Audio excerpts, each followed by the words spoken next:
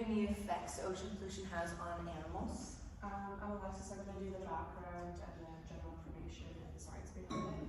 I'm Taylor, and I'm going to talk a bit about how it affects future generations. So ocean pollution is destroying the environment around us and causing harm to plants, animals, and humans. In the article, 5 reasons why the ocean is so important by World Economic Forum, they discuss why the ocean is so important. The ocean provides many resources for us, such as oxygen, climate, regulation of climate, food, and jobs. The ocean is also very biodiverse and home to many different species. Phytoplankton that live in the ocean are responsible for 50% of the Earth's oxygen. The ocean is also able to absorb heat from the sun, with 90% of the warming that's happened on Earth has occurred in the ocean. This allows for the land to remain at a stable temperature for us to live in. 60% of the food consumed worldwide comes from the ocean. The loss of this resource could mean a huge food shortage in areas where seafood consumption is high.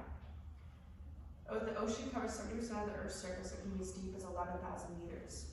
Most of the ocean hasn't been discovered yet, and many species are still undiscovered. The ocean also employs more than 40 million people worldwide. The loss of our amazing ocean could be the end of many careers.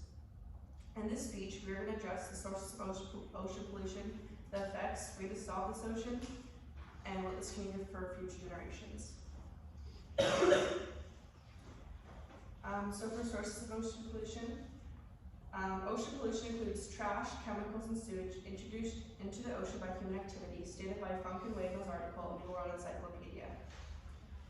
The garbage and trash can affect the ocean and organisms living there in many different ways. Trash and unwanted chemicals can affect the ocean's overall acidity. If the chemistry is altered in the ocean, it can slow the growth in organisms and destroy ocean life. So where does ocean pollution come from? It is not just direct dumping of garbage and plastic into the ocean that contributes to ocean pollution. Air pollution that is put out into the atmosphere can be absorbed by the ocean, where there's many chemicals that can alter the acidity of the ocean. There are many sources of pollution that contribute to the destruction of our oceans, such as plastic, vehicle, tire abrasion, cosmetics and cleaning agents, synthetic fibers from clothing, and textile washing, coating, paint, littering, industrial spillages, and many more, stated by Michael Bay in the book, Microplastic in the Environment Powering Process. In Funk Bay's article, he also discusses the sources of chemical pollution, sewage pollution, and plastic pollution. Chemical pollution comes from oil leaked by automobiles that is then carried by rain and waterways. Chemical pollution can come from large oil spills, but they only make a small percentage of chemical pollution. Industrial chemicals such as flame retardants and pesticides can also be carried into waterways. Fertilizers and other chemicals used in agriculture can run into the oceans and can cause an increase of growth in algae, which blocks what the sun makes it hard for plants to grow. Sewage contains disease-causing microbes, which is then carried into harbors and beaches by rain, which then ultimately ends up in the ocean. Other sources of marine debris are plastics, such as plastic bottles and bags, which are carried into the ocean from litter by land, on the land by wind or water. Nets and traps that are lost or discarded by fishermen can also be disposed into the ocean. Nets can entangle and kill marine animals, including bigger animals such as sharks, sea turtles, and whales.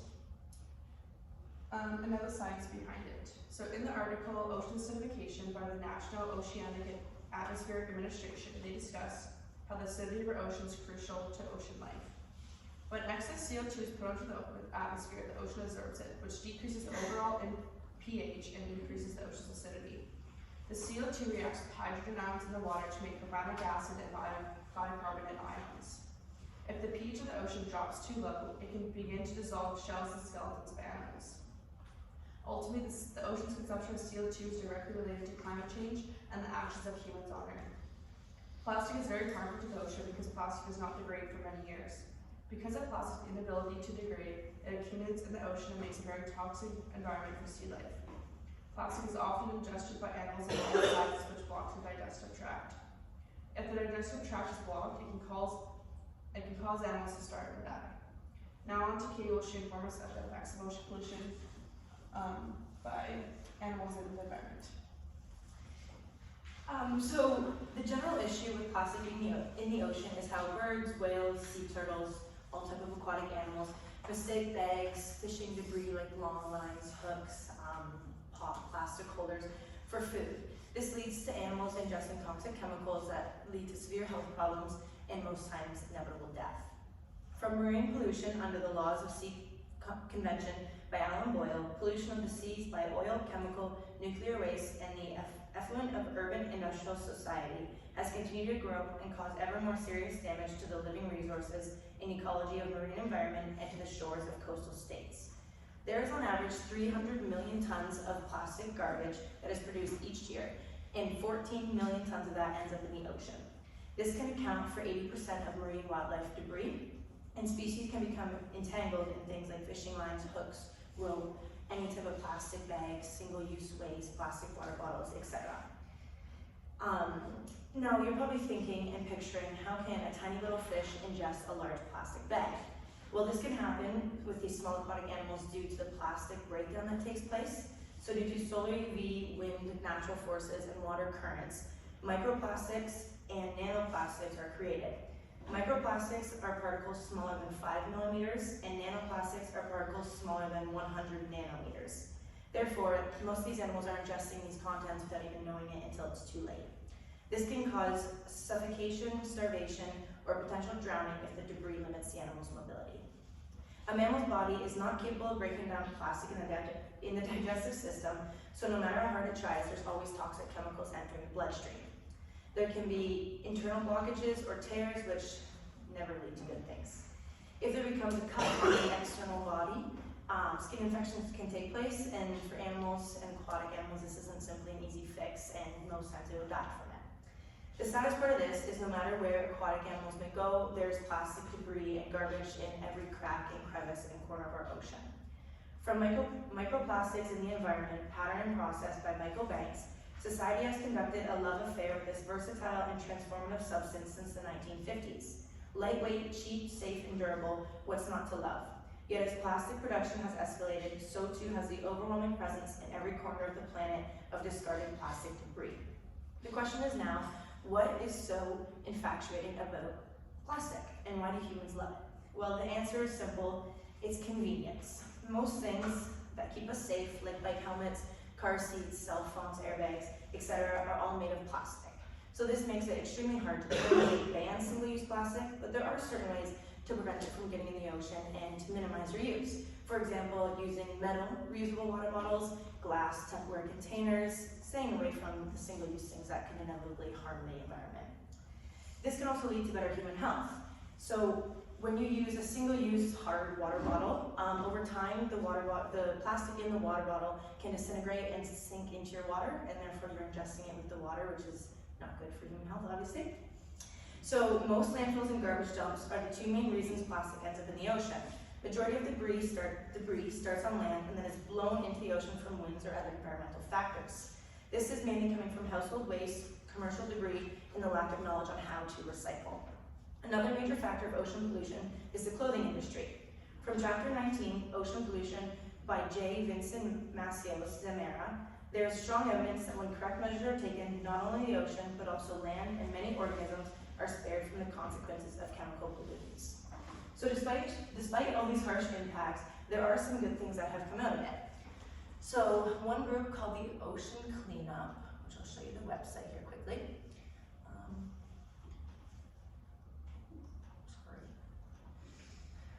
So this group is called the Ocean Cleanup. So they've devoted all their time and efforts into creating this mass net pulled by 2 ships to clean the ocean. So now most of you probably don't know is why these large patches of garbage just form in random spots of the ocean. So basically, when garbage or plastic debris comes into the ocean, it gets caught in ocean vortexes and currents. So basically the currents are just smashing the garbage together and circulating it in one spot, and then through all the other currents, it just circulates in this big mass around the ocean. So from the Ocean Cleanup by Boy and Slack, we have to work on a combination of closing the source and cleaning up what is already accumulated in the ocean, and it doesn't go away by itself. This goal means we plan to put ourselves out of business once we have completed this project. Our work is done. So this website kind of just runs through a little bit of what the company does. So they developed the technology, which is the boats with the large nets. And then this is their goal to clean up plastic pollution. Go here, and then there's just a quick video I'd like to show too.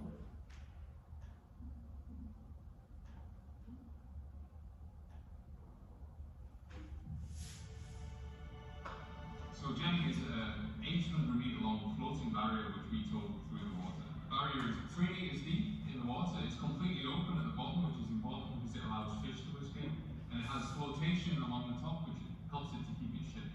And it's connected at each end to one of these vessels. The one that I'm standing on here, and also the vessel that you can see behind me. Those vessels are moving ahead at a very slow speed. It's about 1.5 knots, which is less than 2 miles an hour. As we move through the plastic and through the water, then you get a natural flow of water caused by that movement, and the plastic is carried along those 2 barriers, which we call wings, on each side, and it's transported to a central area, and there's a collection area which we call the retention zone in the middle of that U-shape. So all of the plastic flows along, it goes into that retention zone, and that enables us, after a certain time, maybe once a week, to bring the 2 vessels together, hand one wing of Jenny to the other vessel so they're holding both, and the other vessel can go around to the back of the system and pick up the retention zone which has all the plastic inside. Then we take the plastic from the retention zone, empty it all out onto the deck, separate it into different materials according to different recycling streams. We package it up and we take it back onto shore, and then we can send it to recycling.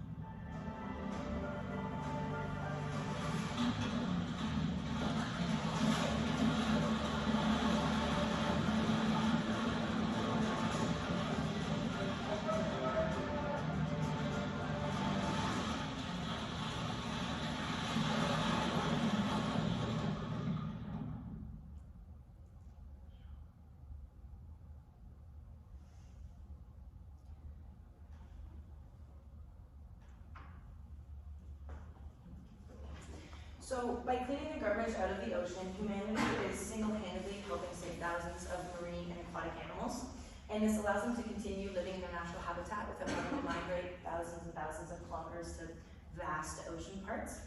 And less garbage means less chances of animals coming into contact with it, which means less chances of suffocation, death most times, lack of mobility, etc. There's so much more. And by having a more natural and untouched ocean, it helps preserve the natural beauty of our world. The ocean makes up for large amounts of our world, and it would just be extremely sad to see it go to waste by human interaction. So by having cleaner animal habitats, such as beaches, shorelines, sandy banks, remote islands, and more, if we keep these clean, it means less garbage will enter the ocean, and same for the other way around. If there's less garbage in the ocean, then there's less plastic pollution coming onto shores. So there's many more topics I could touch on, but now I'm going to pass it to Taylor to present to you the effects of ocean pollution that can have on future generations. Okay, so it's no secret, and I'm sure you're pretty well versed by now, that ocean pollution is a major dominating factor in our Earth's overall downfall, I guess, as a whole. It takes a large toll on our current world, the ecosystems around us, as well as the animals that inhabit them, but I don't think a lot of people stop to think about future generations as much.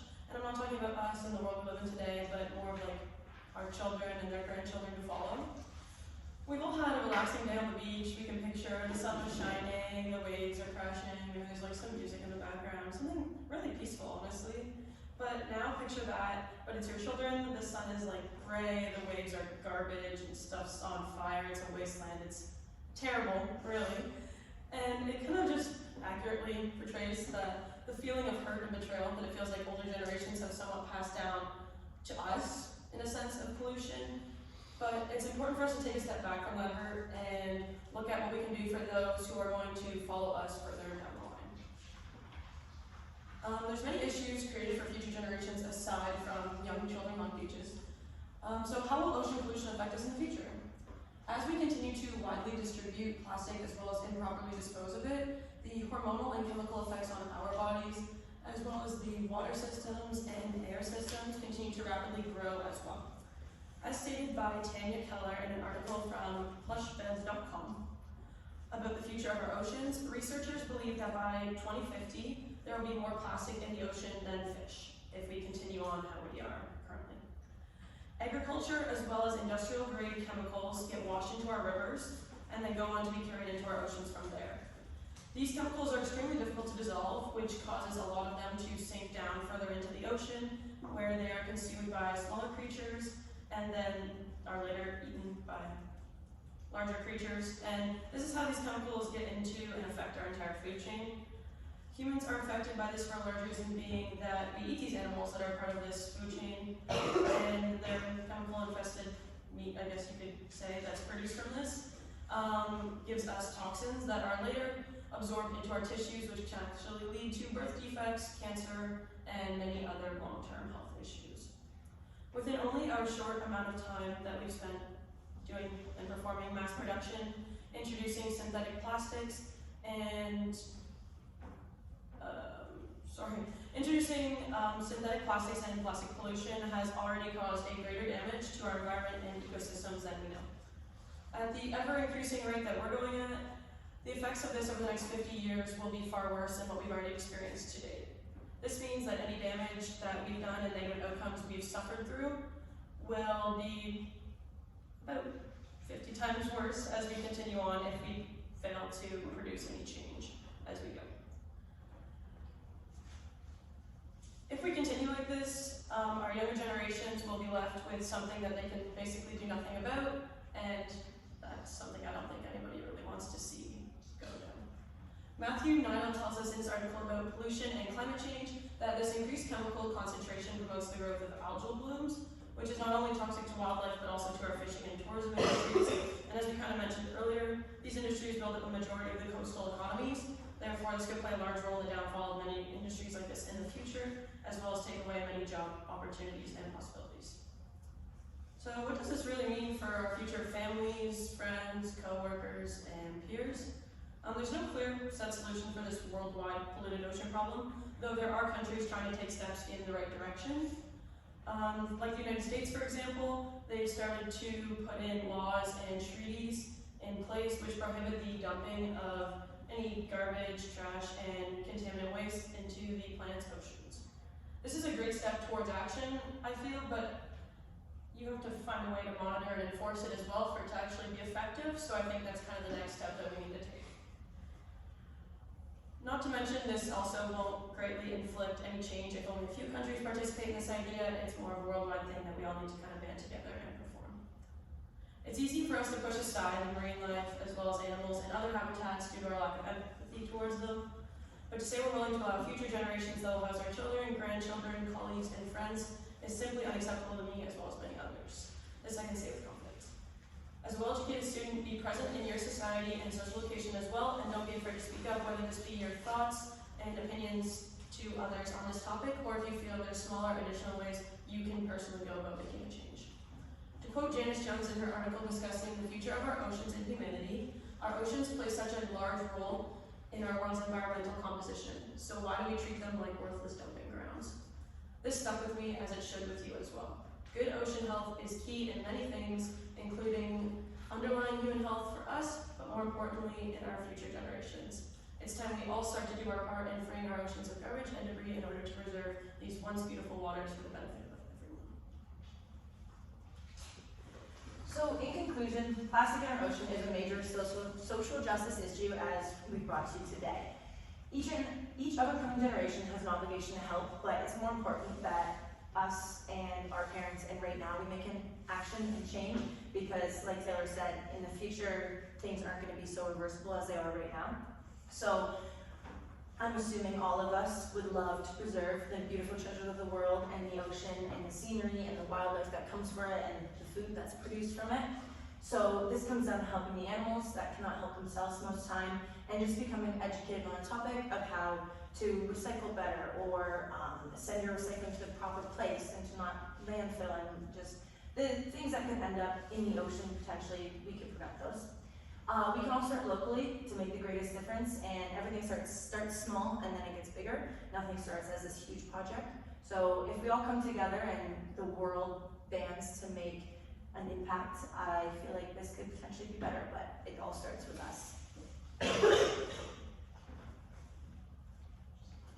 have any questions?